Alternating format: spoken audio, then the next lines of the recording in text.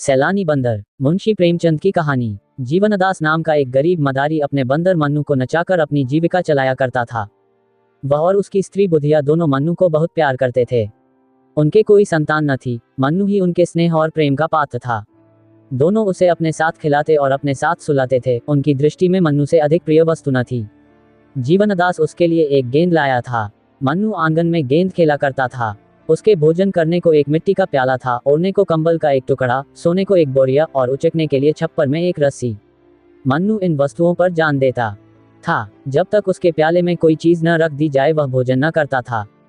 अपना टाट और कंबल का टुकड़ा उसे शाल और गद्दे से भी प्यारा था। उसके दिन बड़े सुख से बीतते थे। वह प्रातः काल रोटियां खाकर मदारी के साथ तमाशा करने जाता था। वह नकलें करने में इतना निपुण था कि दर्शक वृंद तमाशा देखकर मुग्ध हो जाते थे। लकड़ी हाथ में लेकर वृद्धों की भांति चलता, आसन मारकर पूजा करता, तिलक मुद्रा लगाता, फिर पोथी बगल में दबाकर पाठ करने चलता। ढोल बजाकर गाने की नकल इतनी मनोहर थी कि दर्शक लोटपोट हो जाते थे। तमाशा खत्म हो जाने पर वह सबको सलाम करता था, लोगों के पैर पकड़कर पैसे वसूल करता था। मन्नू का कटोरा पैसों से भर जाता था। इसके उपरांत कोई मन्नू को एक अमरूद खिला देता, काई उसके सामने मिठाई फेंक देता। लड़कों को तो उसे देखने से जी ही न भरता था। वे अपने अपने घर से दौड़ दौड़कर रोटियां लाते और उसे खिलाते थे। मोहल्ले के लोगों के लिए भी मन्नू मनोरंजन की एक सामग्री थी। जब वह घर पर रहता तो एक न एक आदमी आकर उससे खेलता रहा था। खोंचे वाले फेरी करते हुए उसे कुछ न कुछ दे देते थे। जो बिना दिए निकल जाने की चेष्टा करता उससे भी मन्नू पैर पकड़कर वसूल कर लिया करता था। मन्नू को अगर चिढ़ थी तो कुत्तों से। उसके मारे उधर से कोई कुत्ता न निकलने पाता था और कोई आ जाता तो मन्नू उसे अवश्य ही 2-4 कनेटियां और झपड़ लगाता था। उसके सर्वप्रिय होने का यह एक और कारण था। दिन को कभी कभी बुधिया धूप में लेट जाती तो मन्नू उसके सिर की जुएं निकालता और वह उसे गाना सुनाती। वह जहाँ कहीं जाती थी वहीं मन्नू उसके पीछे पीछे जाता था। माता और पुत्र में भी इससे अधिक प्रेम न हो सकता था। एक दिन मन्नू के जी में आया कि चलकर कहीं फल खाना चाहिए। फल खाने को मिलते तो थे पर वृक्षों पर चढ़कर डालियों पर उचकने, कुछ खाने और कुछ गिराने में कुछ और ही मजा था। बंदर विनोदशील होते ही हैं और मन्नू में इसकी मात्रा कुछ अधिक थी भी। कभी पकड़ धकड़ और मारपीट की नौबत न आई थी। पेड़ों पर चढ़कर फल खाना उसके लिए स्वाभाविक जान पड़ता था। यह न जानता था कि वहाँ प्राकृतिक वस्तुओं पर भी किसी न किसी की छाप लगी हुई है। जल, वायु, प्रकाश पर भी लोगों ने अधिकार जमा रखा है। फिर बाग बगीचों का तो कहना ही क्या। दोपहर को जब जीवनदास तमाशा दिखाकर लौटा तो मन्नू लंबा हुआ। वह यूं भी मोहल्ले में चला जाया करता था, इसलिए किसी को संदेह न हुआ कि वो कहीं चला गया। उधर वह घूमता घामता खपरेलों पर उछलता कूदता एक बगीचे में जा पहुंचा। देखा तो फलों से पेड़लदे हुए हैं। आंवला, कटहल, लीची, आम, पपीते वगैरह लटकते देखकर उसका चित्त प्रसन्न हो गया। मानो वे वृक्षी उसे अपनी ओर बुला रहे थे कि खाओ, जहां तक खाया जाए, यहाँ किसी तरह की रोक टोक नहीं है। तुरंत एक छलांग मारकर चहारदीवारी पर चढ़ गया।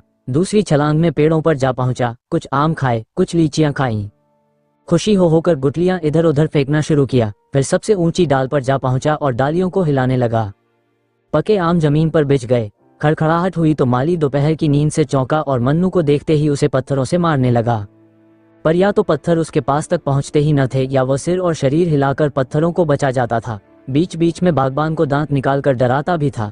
कभी मुंह बनाकर उसे काटने की धमकी भी देता था। माली बुदरघुड़कियों से डरकर भागता था और फिर पत्थर लेकर आ जाता था। ये कौतुक देखकर मोहल्ले के बालक जमा हो गए और शोर मचाने लगे। ओ बंदरवा लोयलाए, बाल उखाड़ू टोयटाए। ओ बंदर तेरा मुंह है लाल, पिचके तेरे गाल। मर गई नानी बंदर की, टूटी टांग मुछद की। मन्नू को इस शोरगुल में बड़ा आनंद आ रहा था। वह आधे फल खा खाकर नीचे गिराता था और लड़के लपक लपक चुन लेते और तालियां बजा बजा कर कहते थे, बंदर मामू और कहाँ तुम्हारा ठौर। माली ने जब देखा कि यह विप्लव शांत होने में नहीं आता तो जाकर अपने स्वामी को खबर दी। वह हजरत पुलिस विभाग के कर्मचारी थे। सुनते ही जामे से बाहर हो गए। बंदर की इतनी मजाल कि मेरे बगीचे में आकर ऊधम मचावे। बंगले का किराया मैं देता हूँ, कुछ बंदर नहीं देता। यहाँ कितने ही असहयोगियों को लदवा दिया। अखबार वाले मेरे नाम से कांपते हैं। बंदर की क्या हस्ती है। तुरंत बंदूक उठाई और बगीचे में आ पहुंचे। देखा मन्नू एक पेड़ को जोर जोर से हिला रहा था। लाल हो गए और उसी तरफ बंदूक तानी। बंदूक देखते ही मन्नू के होश उड़ गए। उस पर आज तक किसी ने बंदूक नहीं तानी थी, पर उसने बंदूक की आवाज सुनी थी। चिड़ियों को मारे जाते देखा था और न देखा होता तो भी बंदूक से उसे स्वाभाविक भय होता। पशु बुद्धि अपने शत्रुओं से स्वतः सशंक हो जाती है। मन्नू के पांव मानो सुन्न हो गए। वो उछलाकर किसी दूसरे वृक्ष पर भी न जा सका। उसी डाल पर दुबक कर बैठ गया। साहब को उसकी यह कला पसंद आई। दया आ गई। माली को भेजा, जाकर बंदर को पकड़ ला। माली दिल में तो डरा, पर साहब के गुस्से को जानता था। चुपके से वृक्ष पर चढ़ गया और हजरत बंदर को एक रस्सी में बांध लाया। मन्नू साहब को बरामदे में एक खंभे से बांध दिया गया। उसकी स्वच्छंदता का अंत हो गया। संध्या तक वहीं पड़ा हुआ करुण स्वर में कूं कूं करता रहा। सांझ हो गई तो एक नौकर उसके सामने एक मुट्ठी चने डाल गया। अब मन्नू को अपनी स्थिति के परिवर्तन का ज्ञान हुआ। न कंबल न टाट, जमीन पर पड़ा बिसूर रहा था। चने उसने छुए भी नहीं। पछता रहा था कि कहां से फल खाने निकला। मदारी का प्रेम याद आया। बेचारा मुझे खोजता फिरता होगा। मदारिन प्याले में रोटी और दूध लिए मुझे मन्नू मन्नू पुकार रही होगी। हाँ विपत्ति, तूने मुझे कहाँ लाकर छोड़ा। रात भर वह जागता और बार बार खंभे के चक्कर लगाता रहा। साहब का कुत्ता टॉमी बार बार डराता और भूंकता था। मन्नू को उस पर ऐसा क्रोध आता था कि पाऊं तो मारे चपतों के चौंधिया दूं, पर कुत्ता निकट न आता, दूर ही से गर्ज कर रह जाता था। रात गुजारी तो साहब ने आकर मन्नू को 2-3 ठोकरें जमाई। सुअर, रात भर चिल्ला चिल्ला कर नींद हराम कर दी, आंख तक न लगी। बचा, आज भी तुमने गुल मचाया तो गोली मार दूंगा। ये कहकर वो तो चले गए। अब नटखट लड़कों की बारी आई। कुछ घर के और कुछ बाहर के लड़के जमा हो गए। कोई मन्नू को मुंह चिढ़ाता, कोई उस पर पत्थर फेंकता और कोई उसको मिठाई दिखाकर ललचाता था। कोई उसका रक्षक न था, किसी को उस पर दया न आती थी। आत्मरक्षा की जितनी क्रियाएं उसे मालूम थीं, सब करके हार गया। प्रणाम किया, पूजा पाठ किया, लेकिन इसको उपहार यही मिला कि लड़कों ने उसे और भी दिक करना शुरू किया। आज किसी ने उसके सामने चने भी न डाले, और यदि डाले भी तो वह खा न सकता। शोक ने भोजन की इच्छा न रखी थी। संध्या समय मदारी पता लगाता हुआ साहब के घर पहुंचा। मन्नू उस देखते ही ऐसा अधीर हुआ मानो जंजीर तोड़ डालेगा, खंभे को गिरा देगा। मदारी ने जाकर मन्नू को गले से लगा लिया और साहब से बोला, हुजूर, भूल चूक तो आदमी से भी हो जाती है, ये तो पशु है। मुझे चाहे जो सजा दीजिए, पर इसे छोड़ दीजिए। सरकार, यही मेरी रोटियों का सहारा है। इसके बिना हम 2 प्राणी भूखों मर जाएंगे। इसे हमने लड़के की तरह पाला है। जब से यह भागा है, मदारिन ने दाना पानी छोड़ दिया है। इतनी दया कीजिए सरकार, आपका इकबाल सदा रोशन रहे, इससे भी बड़ा ओहदा मिले। कलम चाक हो, मुद्दई बेबाक हो, आप हैं सपूत, सदा रहे मजूबत, आपके बैरी को दाबे भूत। मगर साहब ने दया का पाठ न पढ़ा था। घुड़क कर बोले, चुप रह पाजी, टे टे करके दिमाग चाट गया। बंदर छोड़कर बाघ का सत्यानाश कर डाला, अब खुशामद करने चले हो। जाकर देखो तो इसने कितने फल खराब कर दिए। अगर इसे ले जाना चाहता है तो 10 रुपया लाकर मेरी नजर कर, नहीं तो चुपके से अपनी राह पकड़। ये तो यहीं बंधे बंधे मर जाएगा, या कोई इतने दाम देकर ले जाएगा। मदारी निराश होकर चला गया। 10 रुपये कहाँ से लाता। बुधिया से जाकर हाल कहा। बुधिया को अपनी तरस पैदा करने की शक्ति पर ज्यादा भरोसा था। बोली, बस देख ली तुम्हारी करतूत, जाकर लाठी सी मारी होगी। हाकिमों से बड़े दांव पेंच की बातें की जाती हैं, तब कहीं जाकर वे पसीजते हैं। चलो मेरे साथ, देखो छुड़ा लाती हूँ कि नहीं। ये कहकर उसने मन्नू का सब सामान एक गठरी में बांधा और मदारी के साथ साहब के पास आई। मन्नू अब की इतने जोर से उछला कि खंभा हिल उठा। बुधिया ने कहा, सरकार, हम आपके द्वार पर भीख मांगने आए हैं, ये बंदर हमको दान दे दीजिए। साहब, हम दान देना पाप समझते हैं। मदारिन, हम देश देश घूमते हैं, आपका जस गावेंगे। साहब, हमें जस की चाह या परवाह नहीं है। मदारिन, भगवान आपको इसका फल देंगे। साहब, मैं नहीं जानता भगवान कौन भला है। मदारिन, महाराज, क्षमा की बड़ी महिमा है। साहब, हमारे यहाँ सबसे बड़ी महिमा दंड की है। मदारिन, हुजूर, आप हाकिम हैं, हाकिमों का काम है न्याय कराना। फलों के पीछे 2 आदमियों की जान न लीजिए, न्याय ही से हाकिम की बड़ाई होती है। साहब, हमारी बड़ाई क्षमा और न्याय से नहीं है, और न न्याय करना हमारा काम है। हमारा काम है मौज करना। बुधिया की एक भी युक्ति इस अहंकार मूर्ति के सामने न चली। अंत को निराश होकर वह बोली, हुजूर, इतना हुक्म तो दे दे कि ये चीजें बंदर के पास रखा दूं, इन पर यह जान देता है। साहब, मेरे यहाँ कूड़ा करकट रखने की जगह नहीं है। आखिर बुधिया हताश होकर चली गई। टामी ने देखा मन्नू कुछ बालता नहीं तो शेर हो गया। भूंकता भूंकता मन्नू के पास चला आया। मन्नू ने लपक कर उसके दोनों कान पकड़ लिए और इतने तमाचे लगाए कि उसे छठी का दूध याद आ गया। उसकी चिल्लाहट सुनकर साहब कमरे से बाहर निकल आए और मन्नू के कई ठोकरें लगाईं। नौकरों को आज्ञा दी कि इस बदमाश को 3 दिन तक कुछ खाने को मत दो। संयोग से उसी दिन एक सकस कंपनी का मैनेजर साहब से तमाशा करने की आज्ञा लेने आया। उसने मन्नू को बंधे रोनी सूरत बनाए बैठे देखा तो पास आकर उसे पुचकारा। मन्नू उछलकर उसकी टांगों से लिपट गया और उसे सलाम करने लगा। मैनेजर समझ गया कि यह पालतू जानवर है, उसे अपने तमाशे के लिए बंदर की जरूरत थी। साहब से बातचीत की, उसका उचित मूल्य दिया और अपने साथ ले गया। किंतु मन्नू को शीघ्र ही विदित हो गया कि यहाँ मैं और भी बुरा फंसा। मैनेजर ने उसे बंदरों के रखवाले को सौंप दिया। रखवाला निष्ठुर और क्रूर प्रकृति का प्राणी था। उसके अधीन और भी कई बंदर थे, सभी उसके हाथों कष्ट भोग रहे थे। वो उनके भोजन की सामग्री खुद खा जाता था। अन्य बंदरों ने मन्नू का सहर्ष स्वागत नहीं किया। उसके आने से उनमें बड़ा कोलाहल मचा। अगर रखवाले ने उसे अलग न कर दिया होता तो वे सब उसे नोचकर खा जाते। मन्नू को अब नई विद्या सीखनी पड़ी। बैलगाड़ी पर चढ़ना, दौड़ते घोड़े की पीठ पर 2 टांगों से खड़े हो जाना, पतली रस्सी पर चलना इत्यादि बड़ी ही कष्टप्रद साधनाएं थीं। मन्नू को ये सब कौशल सीखने में बहुत मार खानी पड़ती। जरा भी चूकता तो पीठ पर डंडा पड़ जाता। उससे अधिक कष्ट की बात यह थी कि उसे दिन भर एक कटघरे में बंद रखा जाता था जिसमें कोई उसे देख न ले। मदारी के यहाँ तमाशा ही दिखाना पड़ता था, किंतु उस तमाशे और इस तमाशे में बड़ा अंतर था। कहाँ वे मदारी की मीठी मीठी बातें, उसका दुलारा और प्यार, और कहाँ ये कारावास और डंडों की मार। ये काम सीखने में उसे इसलिए और भी देर लगती थी कि वह अभी तक जीवनदास के पास भाग जाने के विचार को भूला न था। नित्य इसकी ताक में रहता कि मौका पाऊं और निकल जाऊं, लेकिन वहां जानवरों पर बड़ी कड़ी निगाह रखी जाती थी। बाहर की हवा तक न मिलती थी, भागने की तो बात क्या। काम लेने वाले सब थे मगर भोजन की खबर लेने वाला कोई भी न था। साहब की कैद से तो मनु जल्द ही छूट गया था, लेकिन इस कैद में 3 महीने बीत गए। शरीर घुल गया, नित्य चिंता घेरे रहती थी, पर भागने का कोई ठीक ठिकाने न था। जी चाहे या न चाहे उसे काम अवश्य करना पड़ता था। स्वामी को पैसों से काम था, वह जिए चाहे मरे। संयोगवश एक दिन सर्कस के पंडाल में आग लग गई। सर्कस के नौकर चाकर सब जुआरी थे।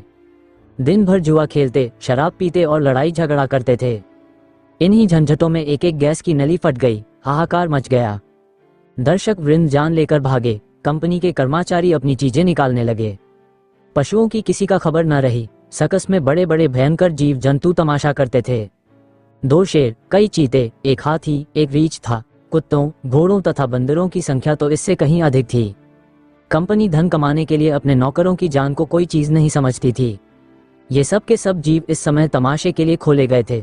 आग लगते ही वे चिल्ला चिल्ला कर भागे। मन्नू भी भागा खड़ा हुआ, पीछे फिरकर भी न देखा कि पंडाल जला या बचा। मन्नू कूदता फांदता सीधे घर पहुंचा जहां जीवनदास रहता था, लेकिन द्वारा बंद था। खपरेल पर चढ़कर वो घर में घुस गया, मगर किसी आदमी का चिन्ह नहीं मिला। वह स्थान जहां वह सोता था और जिसे बुधिया गोबर से लीपकर साफ रखा करती थी, अब घास पात से ढका हुआ था। वह लकड़ी जिस पर चढ़कर कूदा करता था, दीमकों ने खा ली थी। मोहल्ले वाले उसे देखते ही पहचान गए। शोर मच गया, मन्नू आया, मन्नू आया। मन्नू उस दिन से रोज संध्या के समय उसी घर में आ जाता और अपने पुराने स्थान पर लेट रहता। वह दिन भर मोहल्ले में घूमा करता था। कोई कुछ दे देता तो खा लेता था, मगर किसी की कोई चीज नहीं छूता था। उसे अब भी आशा थी कि मेरा स्वामी यहाँ मुझसे अवश्य मिलेगा। रातों को उसके कराहने की करुण ध्वनि सुनाई देती थी। उसकी दीनता पर देखने वालों की आंखों से आंसू निकल पड़े थे। इस प्रकार कई महीने बीत गए। एक दिन मन्नू गली में बैठा हुआ था, इतने में लड़कों का शोर सुनाई दिया। उसने देखा, एक बुढ़िया नंगे बदन, एक चिट्ठा कमर में लपेटे, सिर के बाल छिटकाए, भूतनियों की तरह चली आ रही है, और कई लड़के उसके पीछे पत्थर फेंकते पगली नानी, पगली नाना की हाँक लगाते, तालियां बजाते चले जा रहे हैं। वह रह रहकर रुक जाती है और लड़कों से कहती है, मैं पगली नानी नहीं हूँ, मुझे पगली क्यों कहते हो। आखिर बुढ़िया जमीन पर बैठ गई और बोली, बताओ मुझे पगली क्यों कहते हो। उसे लड़कों पर लेश मात्र भी क्रोध न आता था। वह न रोती थी न हंसती। पत्थर लग भी जाता तो चुप हो जाती थी। एक लड़के ने कहा, तू कपड़े क्यों नहीं पहनती, तू पागल नहीं तो और क्या है। बुढ़िया, कपड़े जाड़े में सर्दी से बचने के लिए पहने जाते हैं, आजकल तो गर्मी है। लड़का, तुझे शर्म नहीं आती। बुढ़िया, शर्म किसे कहते हैं बेटा, इतने साधु सन्यासी नंगे रहते हैं, उनको पत्थर से क्यों नहीं मारते। लड़का, वे तो मर्द हैं। बुढ़िया, क्या शर्म औरतों ही के लिए है, मर्दों को शर्म नहीं आनी चाहिए। लड़का, तुझे जो कोई जो कुछ दे देता है उसे तू खा लेती है, तू पागल नहीं तो और क्या है। बुढ़िया, इसमें पागलपन की क्या बात है बेटा, भूख लगती है, पेट भर लेती हूँ। लड़का, तुझे कुछ विचार नहीं है, किसी के हाथ की चीज खाते घिन नहीं आती। बुढ़िया, घिन किसे कहते हैं बेटा, मैं भूल गई। लड़का, सभी को घिन आती है, क्या बता दूं, घिन किसे कहते हैं। दूसरा लड़का, तू पैसे क्यों हाथ से फेंक देती है, कोई कपड़े देता है तो क्यों छोड़कर चल देती है, पगली नहीं तो क्या है। बुढ़िया, पैसे कपड़े लेकर क्या करूं बेटा। लड़का, और लोग क्या करते हैं, पैसे रुपये का लालच सभी को होता है। बुढ़िया, लालच किसे कहते हैं बेटा, मैं भूल गई। लड़का, इसी से तुझे पगली नानी कहते हैं। तुझे न लोभ है, घिन है, न विचार है, न लाज है, ऐसों ही को पागल कहते हैं। बुढ़िया, तो यही कहो, मैं पगली हूँ। लड़का, तुझे क्रोध क्यों नहीं आता। बुढ़िया, क्या जाने बेटा, मुझे तो क्रोध नहीं आता, क्या किसी को क्रोध भी आता है, मैं तो भूल गई। कई लड़कों ने इस पर पगली पगली का शोर मचाया और बुढ़िया उसी तरह शांत भाव से आगे चली। जब वह निकट आई तो मन्नू उसे पहचान गया। ये तो मेरी बुधिया है। वह दौड़कर उसके पैरों से लिपट गया। बुढ़िया ने चौंक कर मन्नू को देखा, पहचान गई। उसने उसे छाती से लगा लिया। मन्नू को गोद में लेते ही बुधिया को अनुभव हुआ कि मैं नग्न हूँ। मारे शर्म के वह खड़ी न रह सकी। बैठकर एक लड़के से बोली, बेटा मुझे कुछ पहनने को दोगे? लड़का, तुझे तो लाज ही नहीं आती ना? बुढ़िया, नहीं बेटा, अब तो आ रही है, मुझे न जाने क्या हो गया था। लड़कों ने फिर पगली पगली का शोर मचाया तो उसने पत्थर फेंककर लड़कों को मारना शुरू किया। उनके पीछे दौड़ी। एक लड़के ने पूछा, अभी तो तुझे क्रोध नहीं आता था, अब क्यों आ रहा है? बुढ़िया, क्या जाने क्यों अब क्रोध आ रहा है। फिर किसी ने पगली कहा तो बंदर से कटवा दूंगी। एक लड़का दौड़कर एक फटा हुआ कपड़ा ले आया। बुधिया ने वह कपड़ा पहन लिया, बाल समेट लिए। उसके मुख पर जो एक अमानुष आभा थी, उसकी जगह चिंता का पीलापन दिखाई देने लगा। वो रो रो कर मन्नू से कहने लगी, बेटा तुम कहाँ चले गए थे? इतने दिन हो गए हमारी सुध न ली। तुम्हारी मदारी तुम्हारे ही वियोग में परलोक से धारा। मैं भिक्षा मांगकर अपना पेट पालने लगी, घर द्वार तहस नहस हो गया। तुम थे तो खाने की, पहनने की, गहने की, घर की इच्छा थी। तुम्हारे जाते सब इच्छाएं लुप्त हो गईं। अकेली भूख तो सताती थी, पर संसार में और किसी की चिंता न थी।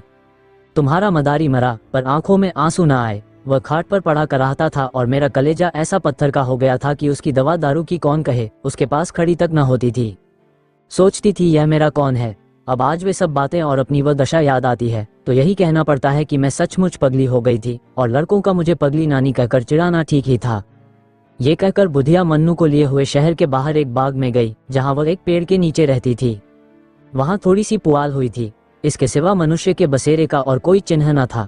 आज से मन्नू बुधिया के पास रहने लगा। वह सवेरे घर से निकल जाता और निकले करके भीख मांगकर बुधिया के खाने भर को नाज या रोटियां ले आता था। पुत्र भी अगर होता तो वह इतने प्रेम से माता की सेवा न करता। उसकी निकलों से खुश होकर लोग उसे पैसे भी देते थे। उस पैसों से बुधिया खाने की चीजें बाजार से लाती थी। लोग बुधिया के प्रति बंदर का वह प्रेम देखकर चकित हो जाते और कहते थे कि यह बंदर नहीं, कोई देवता है।